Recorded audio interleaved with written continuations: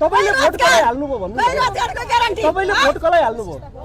रोजगारको ग्यारेन्टी विदेशी कति गएका छन्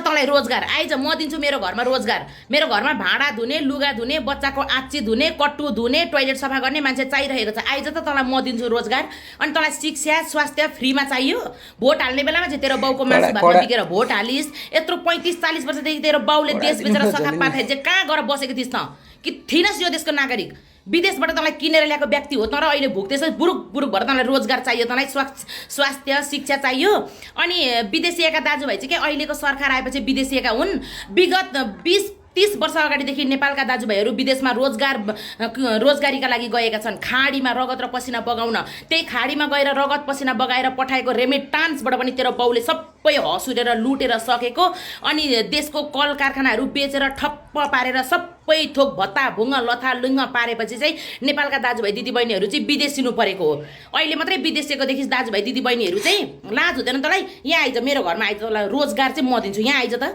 साला कुकुर्नी भोट हाल्ने बेलामा चाहिँ एमाले काङ्ग्रेस माओवादीको मासु भातमा बिकेर हाल्ने अनि अहिले राष्ट्रपालले तँलाई आएको 3 महिना सत्ताको कुर्सीमा बसेको 3 महिना नभइकन तँलाई रोजगार दिनुपर्ने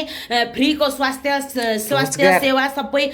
फ्रीमा पढ्न पाउनुपर्ने तैँले अनि यत्रो वर्षदेखि चाहिँ तेरो बालबच्चाहरूलाई चाहिँ कसले तिर्दिएको थियो फी कसले बालिदिएको थियो तेरो घरमा चुलो केपी बुढोले कि प्रचण्डले कसले बालिदिएको थियो अनि कसले पठाएको तँलाई सडकमा बुरुक बुरुक भएर तेरो चाकमा चुर्ना परे जस्तो गरेर रेबिज लागेको कुकुर जस्तो गरेर बौलाउनको लागि चाहिँ सारा कुत्ते नि मान्छेको बोल्ने एउटा तरिका हुन्छ नि कति नै यो नयाँ सरकार आएर के अरे 6-7 वर्षदेखि चलाएर आएको अनि अहिलेसम्म पनि केही प्रगति उन्नति नभएको जस्तो गरेर बुरुक बुरुक उफ्रेकी चाहिँ साला कुकुर नि लाज शरम पछि